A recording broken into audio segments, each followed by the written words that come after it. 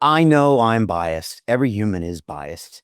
But then I also know when I try to look at something objectively, I'm like, look, Alex is a lot of things. He's got some crazy ideas. But also, if you look at his track record, he's also got quite a pretty good record of predicting things that, what happened many years before or calling things out before they ever happened. And I just don't think he ever gets a fair shake on those kind of woke or left leaning places like Wiki and some of the others. So yeah, I'm kind of looking at that fairness. You know, look, I know you have some thoughts on how we can turn Wikipedia around, and I really want to get into that. But I was literally yesterday, Larry, talking with my 22-year-old daughter who's going to school in Boston, and she was over here visiting me.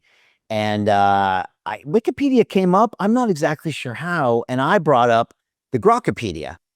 Now, of course, I'm a little biased, okay, because I've been censored, and I guess I am probably right leaning, and I'm definitely freedom of speech leaning. And I'm suspicious of kind of a lot of the things that happened, especially the censorship on the internet, et cetera. And so I said, well, Grokpedia, it's AI based, it's it's clearly neutral, which I know objectively that's not true either. And my daughter, who's, look, she goes to an institution of higher learning in America, so it's filled with probably left leaning views. She went off on Elon Musk on one, and I'm just trying to listen a little bit more than anything. And so I'm curious, what do you think of a Grokpedia? And I think you put out an article on that, which I kind of read through. And then what do you think of also the concept of that, where people are kind of trusting an AI to tell them the truth? This kind of goes back to my opening. You know, is truth possible in a digital information age? So I'm kind of impressed by Grokpedia. Wikipedia should watch out. It's still early days. We don't know what LLMs can do ultimately through iteration and just iteration of the current crop of LLM technology might be enough to make an encyclopedia that is better than Wikipedia. But let me get into some of the details. So when I looked at the article about myself, a subject that I know quite a bit about, more than the Grokpedia or Wikipedia, um, I was pleasantly surprised to find a lot of facts that were not even in Wikipedia, that had been essentially left out. So Grokpedia is not just a copy of Wikipedia. They may follow the structure of articles. That's something that a lot of people have observed. But the fact that they are open to using a wider variety of sources makes a big difference. On the other hand, being an LLM, Grokpedia draws inferences which it really shouldn't. So, because there is in an LLM, artificial intelligence mind, a connection between science and a religious unbelief, apparently, the fact that my father was a marine biologist. Investment Club. Today, I consider it the best investment that I've ever made. We get 4 projects presented a week by their associated CEOs. Personally, I'm completely blown away by the quality of these projects, and I know of nowhere else where I would be given this same opportunity. Each week that passes, I feel more appreciative of the fact that I'm a member of this group.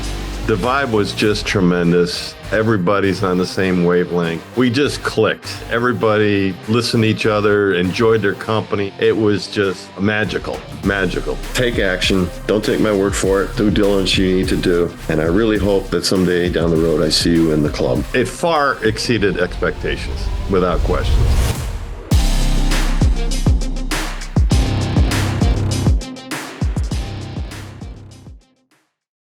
Was taken as the explanation of why I ended up being an agnostic for most of my life. Well, it's true that I ended up an agnostic for most of my life, and it's also true that my father is a marine biologist.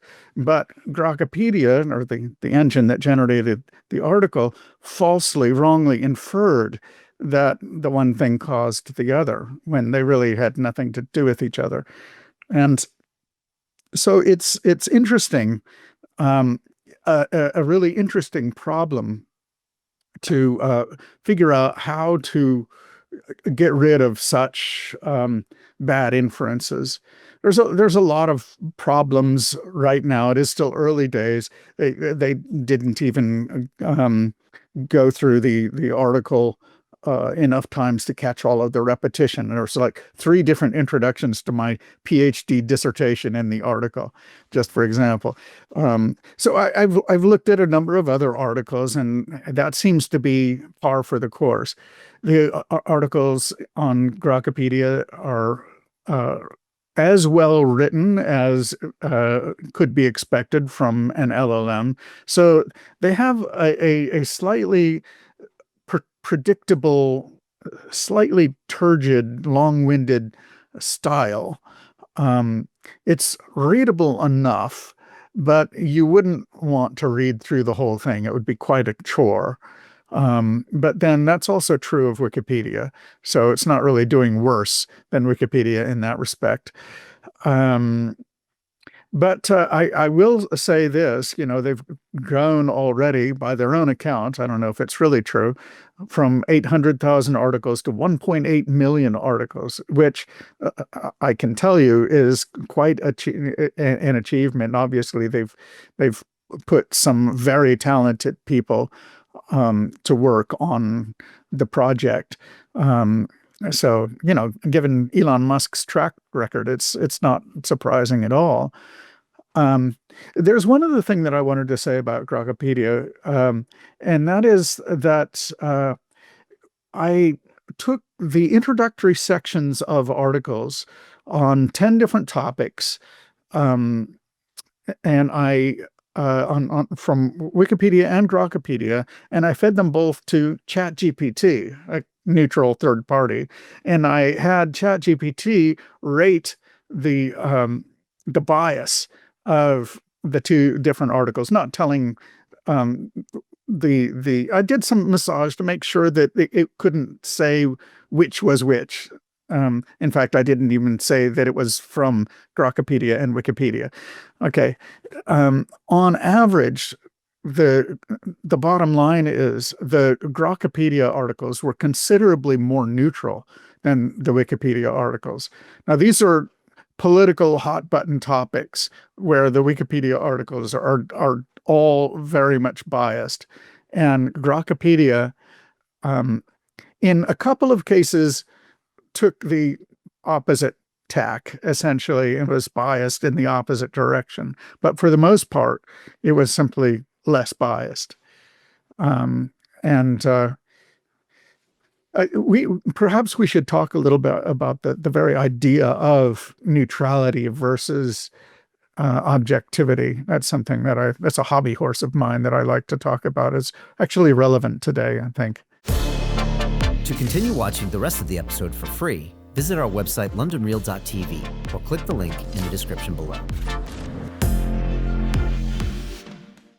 Hi, it's Brian Rose from London Real. You probably know that we've just recently been re-platformed on YouTube after 25 months completely in the dark. The truth is, I really need your help. What I really need you to do is click on that subscribe button right now, like this video, and maybe even leave a comment or share the link with friends. We're really fighting against an algorithm that's tried to keep us quiet for so long. And the more subscribers we have, the more people watch our content, the better guests we can bring you, the better content, and we can continue transforming lives. We've been doing this for 14 years now. I want to do this for another 14 years, but I really need your help.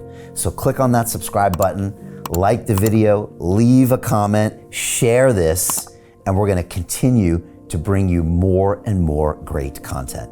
Thank you.